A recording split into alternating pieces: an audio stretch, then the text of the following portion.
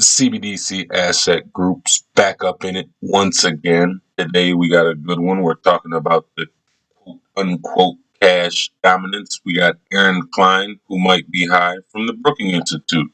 I guess he doesn't understand quantitative easing and how that dumps trillions of dollars into our economy, but I'll let him explain. Hope to see you on the next one. Like and subscribe and share with your family and friends. Cash is king. But in a socially distant world where payment is as easy as... Does cash still hold the same value? Cash is still relevant, but cash is no longer king. Although people in this country and around the world do continue to use cash to purchase things every day, that is decreasing. Electronic payments have cannibalized checks. Card payments have grown, but cash has remained king. 2/3 of transactions under $10 are done in cash. Although data surrounding COVID's impact on cash has yet to be reported, the pandemic is expected to cause a drastic decline in cash usage due to the risk of contamination. The unprecedented surge in the demand for contactless payment has also shown outstanding performances for major companies offering cashless payment methods like Apple, Square, and PayPal.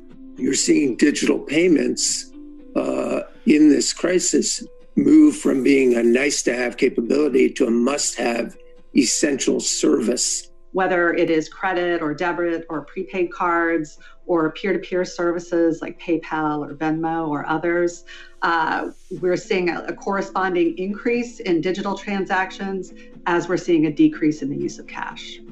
So could COVID signal the end of cash in the United States? And can the U.S. really function without physical currency? Nearly a third of U.S. adults say they make no purchases using cash during a typical week.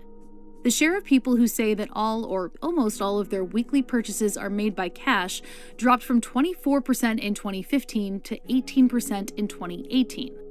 In 2019, the Federal Reserve found that most cashless methods of transactions, including debit cards and mobile payments, increased in the past 2 years compared to cash and check payments, which showed a decrease in the same time period. I never carry around cash. So I use Apple Pay at the bodegas, for example, when I'm getting groceries for most of my purchases. I don't use that necessarily for like electricity bills, for dinner bills. That's when I would use Venmo or Cash App. Despite the rise in electronic methods of payment, experts say that cash isn't a force to be reckoned with. There's a false narrative that Americans are using cash less now than ever before. In point of fact, cash in circulation continues to grow strongly. What you've seen happen are electronic forms of payment taking other electronic forms of payment or checks out of the system. This is the narrative they want you to believe. Well, quantitative easing is dumping money into the economy. That's why cash is still king. Cash transactions are still dominant. Cash is the second most used form of payment in America today after debit cards. Millennials are the ones leading the charge toward a cashless future. A report from Experian in 2019 revealed that 1 in 10 millennials use their digital wallet for every purchase, especially on food, rent, and ride shares. Pew Research also found that about 34% of adults under the age of 50 make no purchases in a typical week using cash, compared with 23% of those ages 50 and older. I'm an older millennial, so my friends who are not millennials tend to carry that cash around versus my younger friends who tend to use more of the apps. And even if they did carry cash, I've seen less of that these days as people start to use Cash App, Venmo, Splitwise. It just makes everything easy. As digital natives grow up and become consumers in their own right and engage in commerce, they're very comfortable with not only digital means of engaging generally, but particularly comfortable with engaging in commerce digitally. Many businesses around the U.S. have also been adapting to the higher demand for cashless transactions. Major companies like Amazon, Walmart, Starbucks, and Sweetgreen have experimented with cashless stores in past years.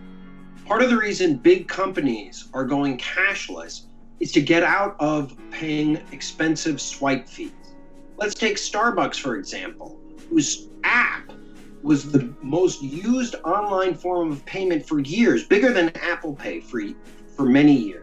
A lot of people mistakenly think the Starbucks app is about building loyalty or getting float or interest. Starbucks has over $1 billion sitting in their app.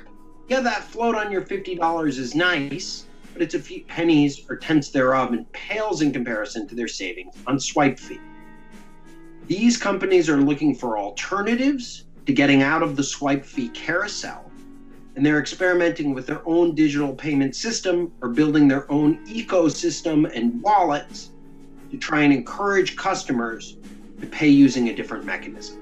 The COVID pandemic has also played a major role in the decrease of cash usage as banknotes propose a potential hygiene issue when handled.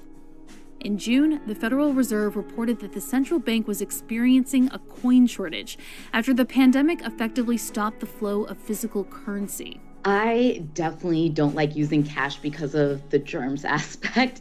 And not that I was using cash that much before, but I find that during COVID especially, I just don't want to use cash as much for this reason. People found that they didn't want to touch cash and exchange cash. And so over the past 6 to 8 months, we've seen the use of cash decline even further. And so I think we're at a tipping point in e-commerce. I think we've accelerated where we were going to be maybe 3 to 5 years, and in months have jumped ahead. And I don't think there's any turning back from that. Cash and electronic payments both come with their own unique advantages and disadvantages. The advantage of electronic payments lies mostly in their convenience. They're simple, they're efficient, they're safe, they're secure. Cash can be risky in terms of accepting it, keep holding on to it safely, and then getting it to a bank. A large part of business loss involves cash. I find that Apple Pay is just so easy for me, or Venmo, or these apps just help me track my payments a lot easier rather than that extra step of signing in online to my bank account and then tracking it that way. However, some lawmakers that support a ban on cashless business say the practice is a form of discrimination toward those who don't have a bank account or line of credit. If you're one of the 40% or more of American families who are living paycheck to paycheck, it's not so easy to just leave a little bit of money in this app and a little bit of money in that app and a little on this card and a little on that. So cash provides flexibility that a lot of these other electronic cards don't. In addition, cash is relatively free, right? People say, people just apply to credit cards. Well, look, the majority of Americans have subprime credit ratings.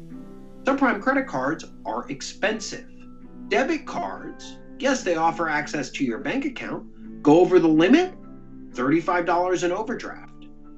That's extremely expensive, and that's a cost borne only by people who are running out of money at the end of the month waiting for their next paycheck.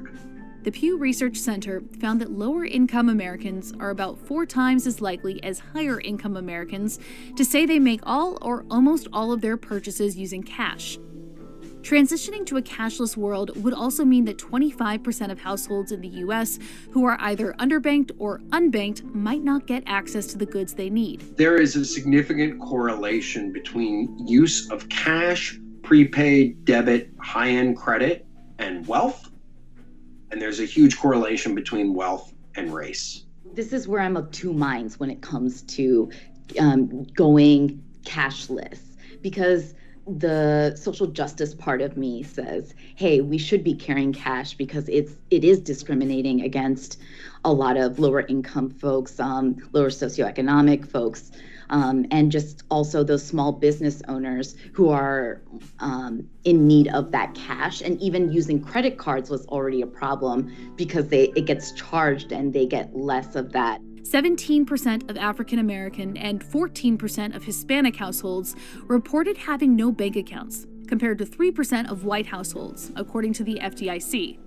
Adding insult to injury, our tax code gives tax breaks to the wealthy who get their credit card rebates. In cold hard cash, 2% cash back at the register, that's untaxed.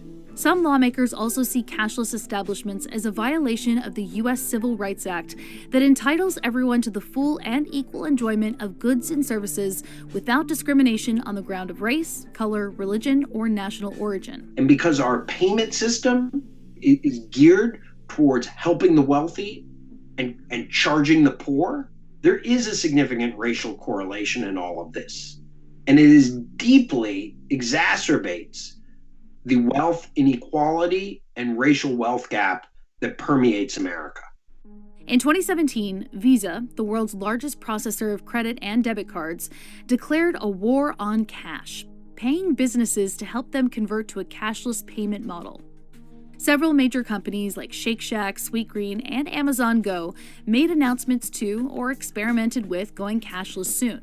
However, they reverted their decisions after a public outcry accusing them of discrimination. Stores that have gone cashless have come back, in part because it's not fair.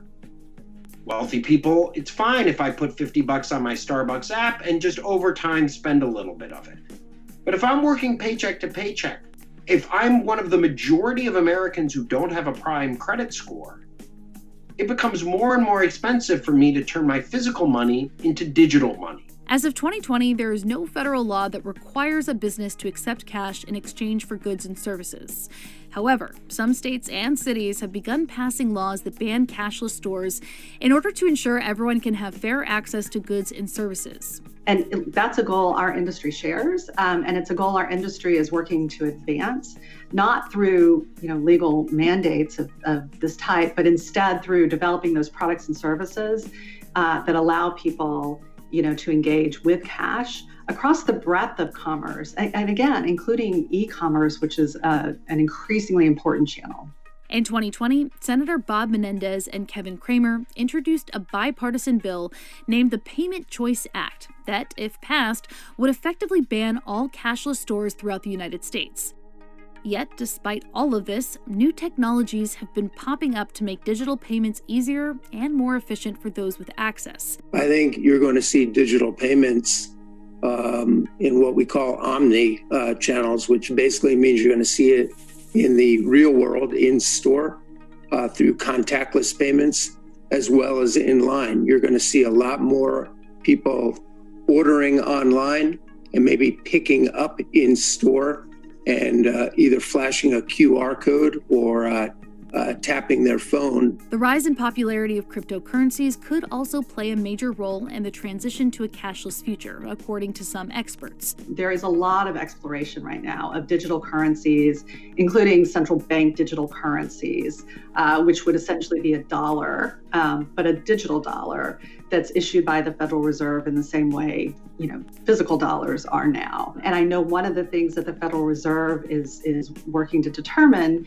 is whether there are attributes of a digital dollar that would make it preferable in some way or then additive in some way to the system that we have. Other countries have already tried to make the switch. There are countries including, Finland, Sweden, Canada, UK, all that are making that move a little more quickly. China has announced a big push for a digital RMB. And so, again, a push to move away from cash towards a more digital future.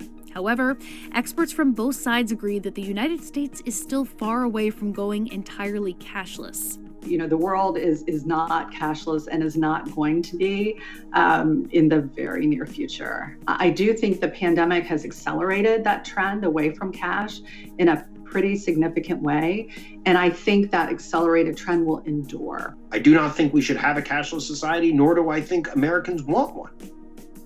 The demand for cash is very high. The amount of money in circulation continues to grow. This is as true at $1 and $5 notes as it is at 20s and 100s.